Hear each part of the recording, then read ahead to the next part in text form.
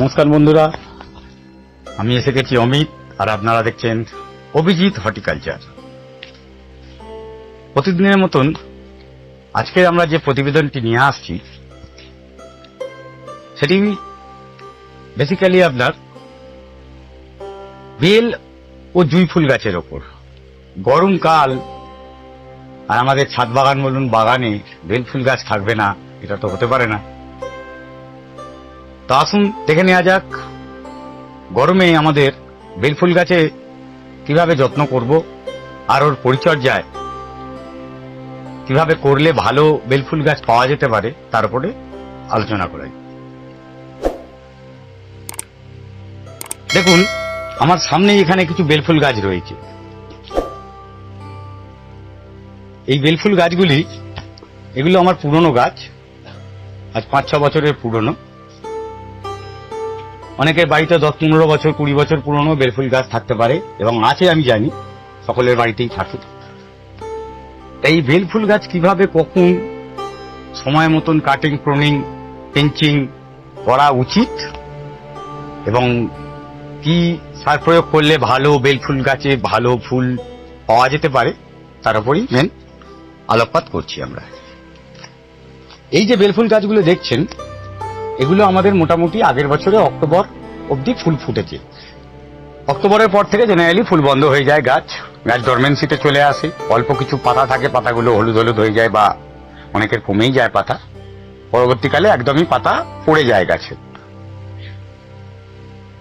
এই ডরমেন্সির সময় গাছগুলো এরকম পাতা অবস্থায় ফেলে রেখে দেওয়াই ভালো। সেই সময় গাছকে কাটিং প্রুনিং না করাই বেটার। ওই সময় গাছগুলো শুধুমাত্র অল্প জল দিয়ে, যেভাবে গাছে প্রতিদিন জল দেওয়া হয় সেইভাবে পরিচর্যা করলেই যথেষ্ট ওর জন্য। কিন্তু ফেব্রুয়ারি মাস পড়ার সাথে সাথে গাছগুলোকে হার্ড প্রুনিং করে দেবেন। হার্ড প্রুনিং বলতে এই যে গাছটি মোটামুটি দেখুন এখান থেকে কাটিং করা হয়েছিল, এই জায়গা থেকে আমরা হার্ড প্রুনিং করেছি। হার্ড প্রুনিং করে দিলে কি হয়, আপনি যত ভালো হার্ড প্রুনিং করতে পারবেন গাছটা, মোটা ডাল থেকে একটা জায়গায় কেটে দিলে নতুন করে নতুন নতুন ডালপালা, ছোট ফুট বেরোতে সুবিধা হয়। হার্ড প্রুনিং করার পরে দিন 20-25 মোটামুটি ছেড়ে দেবেন, যাতে ওই নতুন ডাল আবার বেড়ে উঠতে পারে। যখন দেখবেন একটু মোটামুটি বড় হয়েছে, ঠিক সেই সময় গাছকে হালকা পিঞ্চিং করার প্রয়োজন আছে। পিঞ্চিং বলতে গাছ যেমন এইগুলো যেমন হয়েছে, এখন এর কুঁড়ি এসে গেছে। আমরা যদি ফেব্রুয়ারির মিডিলে এইটা হার্ড প্রুন করি,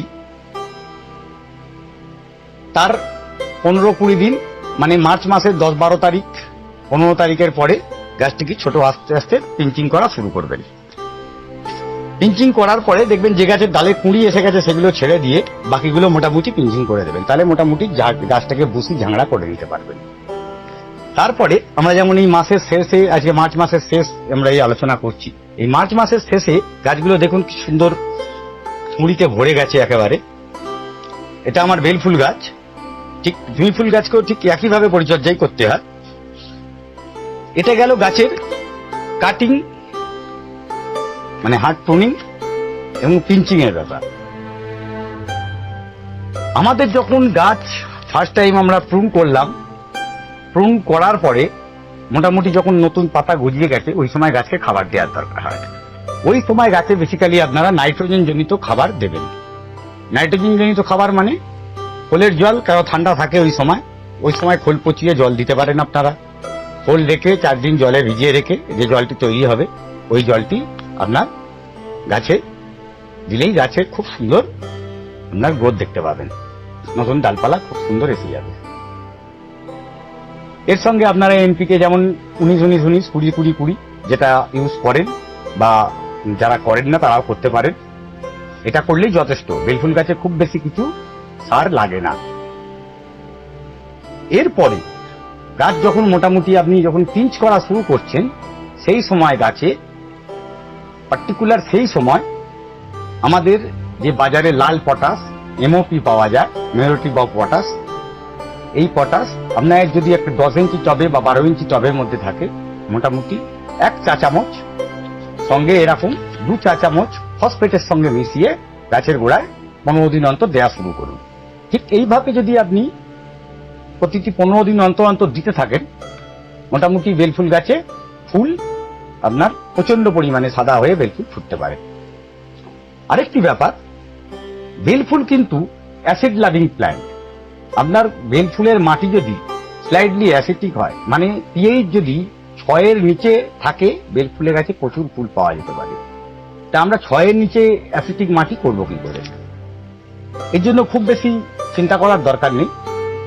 আমরা 1 লিটার জলে 10 ml আমাদের যে বাড়িতে ভিনিগার ইউজ করা হয়, এই ভিনিগার আর 2 টাকা দামের বাজারে যে কোনো কফির পাউচ পাওয়া যায়, এই কফি জলের সঙ্গে মিশিয়ে গাছের গোড়ায় ঢেলে দিন।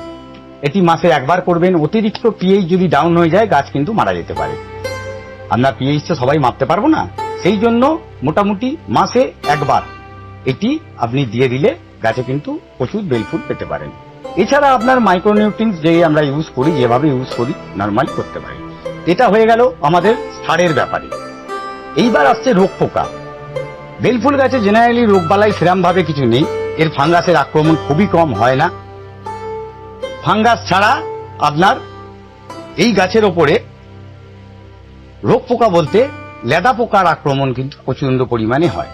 লেদা পোকা, তারপরে থ্রিপস, এই আক্রমণটা এই গাছে কিছু কিছু সময় আমরা অ্যাফিডস এগুলোকে দেখতে পাই এই গাছের ওপরে, গাছের কুঁড়ির নিচে অথবা গাছের পাতায়, কখনো কখনো মিলিবাগের আক্রমণও হয়।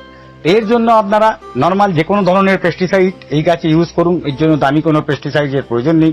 যদি আপনাদের কাছে কোনো দামি পেস্টিসাইড থাকে, যদি সিস্টেমিক পেস্টিসাইড থাকে, সেটা যদি ইউজ করতে পারেন খুবই ভালো। আদারওয়াইজ নর্মাল যে কোনো পেস্টিসাইড ইনক্লুডিং একতারা, এইরকম টাইপের, একতারার সঙ্গে আরো একটি অন্য কোনো পেস্টিসাইড ইউজ করে নেবেন, তাহলে একতারা কিন্তু কাজ আরো গুণ বেড়ে যাবে, সুন্দর কাজ করবে। এই জিনিসটি লিটারে 1 ml, আবার শুনে নিন, লিটারে 1 ml মাত্র জলে মিশিয়ে ভালো করে গাছটিকে স্প্রে করে দেবেন। এইটুকুনি গাছে স্প্রে করলেই আপনার গাছ কিন্তু আপনাদের পোকামুক্ত হয়ে যেতে পারে।